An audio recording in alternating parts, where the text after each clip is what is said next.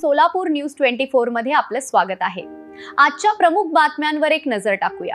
सोलापूर हैदराबाद महामार्गावर Mulegaon तांडाजवळ Eicher tempo आणि pickup गाडीमध्ये भीषण अपघात होऊन 3 जण जखमी झाले आहेत।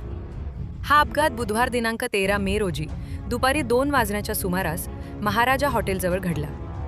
आनंद कुमार पंचकटला वय 20, राजू पंचकटला वय 32 आणि महादेव लांडगे वय 42 जाणार हैदराबाद असा अपघातामध्ये जखमी झालेल्यांची नावे आहेत।